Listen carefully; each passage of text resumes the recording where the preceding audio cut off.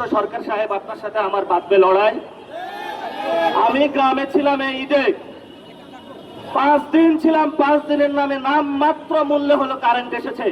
আমাদের যারা তরুণ যুবা মানুষ, যারা আপনারা ঈদে বাসায় গিয়েছেন, এখানে অনেক মানুষ আছেন মধ্যবিত্ত ফ্যামিলির, বাসায় এলাকায় গ্রামে কোথাও বিদ্যুৎ নাই।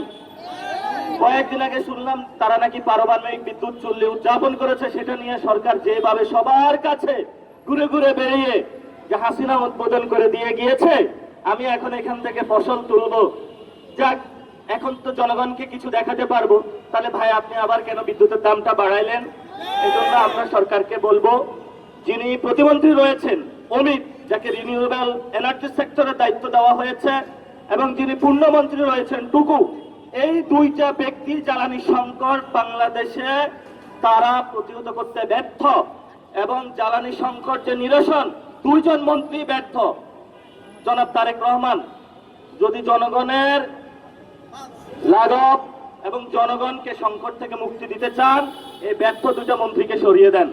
এদের দ্বারা বাংলাদেশের কোন জ্বালানি সংকট আমরা নিরসন করতে পারে না। এই মন্ত্রী বলেছিল যে সব জায়গায় আমার ডিজেল অক্টেন আছে, কিন্তু আমরা যখন পাম্পে গেলাম সেখানে পাইলাম না। যখনই একটু দাম বাড়ানো হলো তখনই তারা তাদের পকেট খোলা শুরু করলো। কারণ তখন হলো পকেটে একটু টাকা আসে। সরকার কাদেরকে সুবিধা দেওয়ার জন্য, লাগামহীন দুর্নীতি করার জন্য আমরা মনে করি এই বিদ্যুৎ এবং জ্বালানির দাম বাড়িয়েছে। সরকারকে বলবো, জনস্বার্থ বিরোধী এই জায়গা থেকে সরে আসুন, পোল্ট্রি মারা বন্ধ করুন বাংলাদেশের মানুষের সাথে। আমি আবারও শেষ করছি বক্তব্য কথা বলে, এই সরকার বাংলাদেশের মানুষের সাথে সংস্কারের কথা বলে পোল্ট্রি মেরেছে। এই সংস্কার বলেছিল বিচার হবে আওয়ামী লীগের, তারা আইবি রহমানকে মুক্তি দিয়েছে। এই সরকার বলেছিল 2 বছরের আগে জ্বালানির মূল্য বৃদ্ধি হবে না, বিদ্যুতের দাম বৃদ্ধি হবে না, তারা আবার জনগণের সাথে পোল্ট্রি দিয়েছে।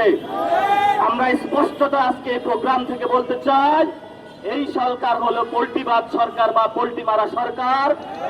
এই সরকারকে আমরা লাল কার্ড দেখাতে আস্তে আস্তে ফিল্ডে নামছি।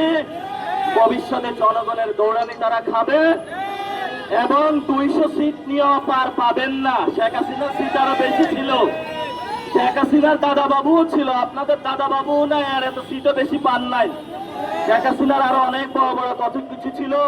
ইট মারেন, পাটকেল মারেন, ডিম মারেন, অস্ত্র নিয়ে আসেন, হকি স্টিক নিয়ে আসেন, কোন স্টিকে কাজ হবে না। বাংলাদেশের মানুষ এখন তো গলায় ছুরি বসাইছেন, মাঠে এখন নামবে। দ্রুত এই সিদ্ধান্ত প্রত্যাহার করুন, বাংলাদেশের মানুষের পক্ষে থাকুন। একটু কথা বেশি বাড়িয়ে বললাম, কারণ প্রচন্ড রাগে ক্ষোভে আছি।